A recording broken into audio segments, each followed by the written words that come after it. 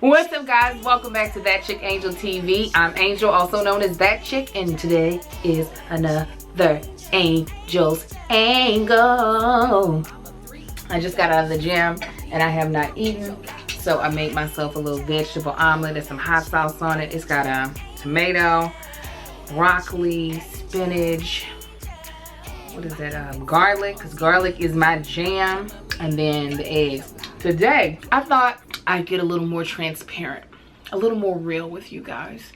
You know, you all usually get to see the positive side of me, the one that uplifts, the one who, you know, preaches about self-love. I say preach in the fact that that's what I'm always talking about. Love yourself. You gorgeous. Come on, thick and cute. You know what I'm saying? But there are times when a different angel comes out. And y'all have seen her a couple times. There are times where people don't want me to be great, and so I have to show them how non-great I can be. Wait a minute, first of all, I didn't have this problem so much when I was in Kentucky. This is the thing that's really progressed since I've been in California. It's because of how many drivers there are. And so basically, my road rage here is on another level, okay? And the instances that I have had, while they are not like world star hip hop worthy, praise the Lord, or, you know, nightly news or something like that, they are a little over the top. I should tell you where the seed of road rage really began to blossom in me. You know, when my husband, who I love dearly, we just celebrated 11 years, hallelujah, praise God.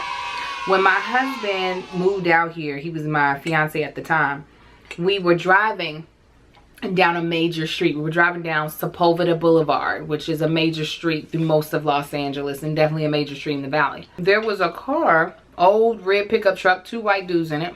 Remember it vividly, even though this was like 12 years ago. They had came from a store's like parking lot and were driving across all the lanes of traffic and wanted to kind of like get in front of us, but we were already going a certain speed. I was driving my Toyota Corolla. They got mad because they couldn't get in front of us, right? Even though they did not have the right of way because they had just crossed 4 lanes of traffic, right? They honking and yelling all types of, you know, explicatives at us. My husband's like, roll down the window, and I'm like, oh my God, like he's just moved. He hadn't even been here for a week. I roll down the window and I'm like, oh my God, we're gonna die, and we just got together.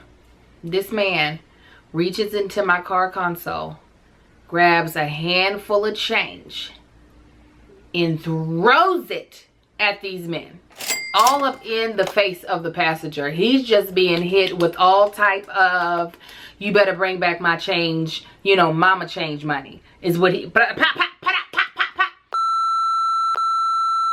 For the sake of my husband's safety, I'm gonna say all these stories are fictitious, okay?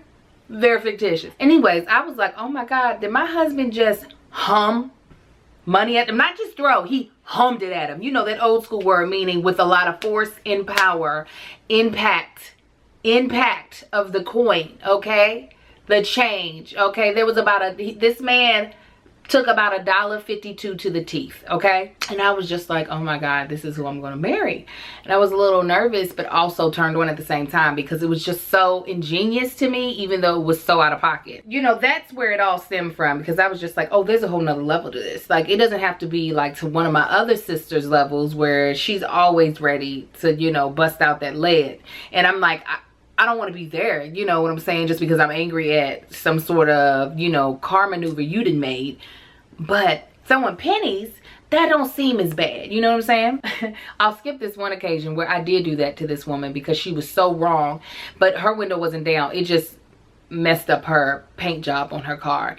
But she deserved it, is what I'm saying. But this is also a fictitious story, so this is not really real, you know what I'm saying? Because she did call the police on the person in this story. That's the reason why I'm saying it's not real, because the police did call and question the suspect in this. So fictitious. Anyways, but there was an occasion. I actually talk about it in my stand-up. This was probably my worst. I'm not proud of it, but do I think it could have gone another way? I don't think so. And do I think it was my fault? Not entirely. I was leaving my girlfriend Denora's house. This is all fictitious, you guys. This is not real. Okay? Yes, and K. This is fictitious.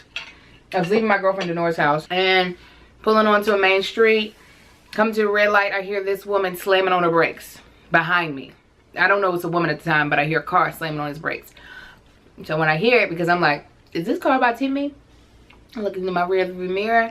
The car has come to a stop, and the person is just throwing me all types of middle fingers, and you know, la, la, la, la, la, la. So you know, I did what any good Christian girl would do. I gave him the middle finger, and I kept it moving, right? I was like, I'm not gonna be bothered by this, you know. So then we come to another red light, and I look into my rear view mirror, and this lady has jumped out of her car and is approaching my car. Now, mind you, this fictitious story took place when little Marcus was like maybe not even 1. He might have been 1. Okay. So he's in the car with me in his car seat. And I see this woman popping out of the car coming. I'm trying to get unbuckled because I'm like, who is rolling up on me? Who is rolling up on me? And I get my car your seatbelt unbuckled. And I'm getting ready to open the door to see what's good. And this lady rolls up on me and she's like, you nigga.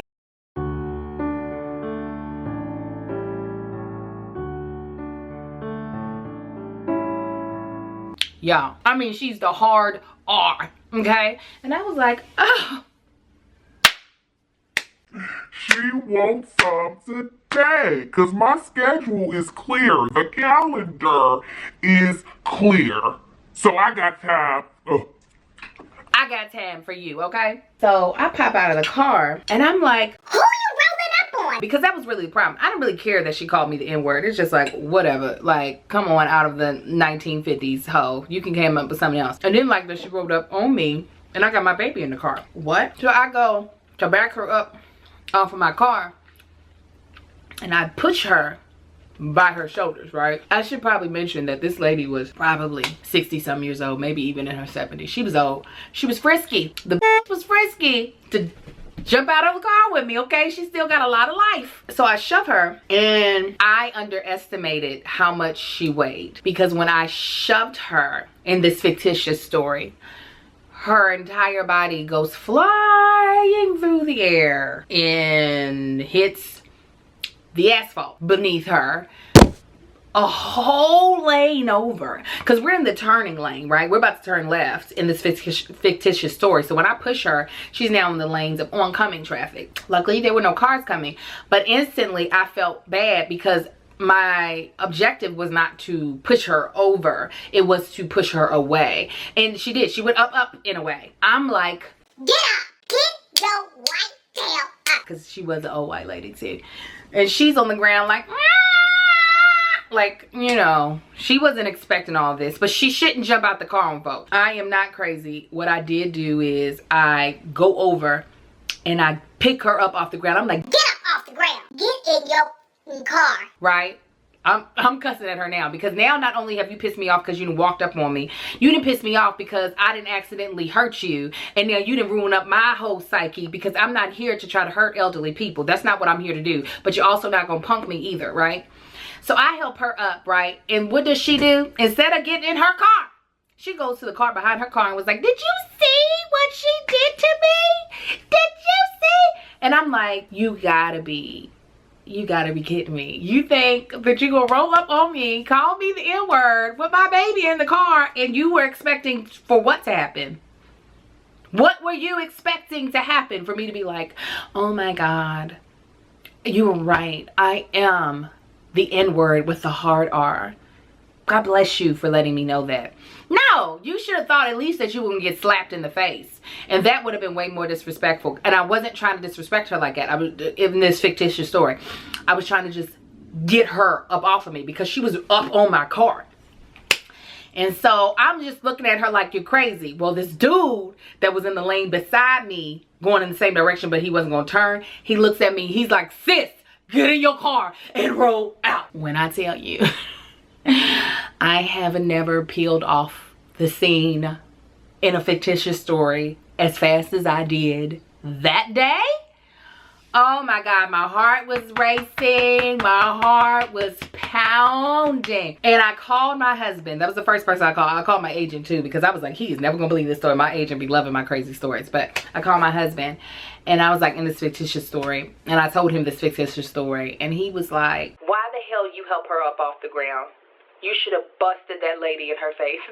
He already knows how old she is. He's like, no, because what you don't do is roll up on my wife and my son. I don't care how old you are. That'll be your death wish that day. And I found, again, myself like a little scared but turned on at the same time. You know what I'm saying? Like, he just loves me that way. So I am happy that in this fictitious story, it wasn't he and she or him in the car with me, because that would have been the day she would have had a heart attack. And that would, I mean, I don't know if she's alive. She was in a little blue car in this fictitious story. She might not be alive. And if she's not alive, you know, I pray that my face haunted her for the rest of her life. I do. I pray that that changed her mind about who she was going to roll up on. I mean, my hair was looking cute. I was looking so cute. And she made me act so elegant. So you guys, let me know if you all have any crazy road rage stories, or is it just me? Is it just me? Do I need counseling? Do I? It's not like I instigated. I don't. I typically do not instigate stuff. People instigate stuff with me, and then they think I'm going to be able to check myself in a manner that is quick enough to not make stupid decisions. But as you can tell from these fictitious stories that I just made up for this video, that no, that's not always the case. No.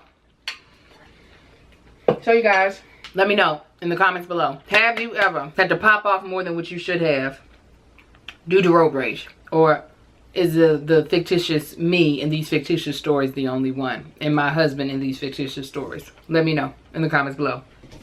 Alright, if you haven't already, please subscribe to That Chick Angel TV. Gotta get these numbers up, people. My numbers is going down. Gotta get them back up. Alright. Check me out on Friday for another family vlog. And then next week on Wednesday, we'll have the podcast. That Chick Angel.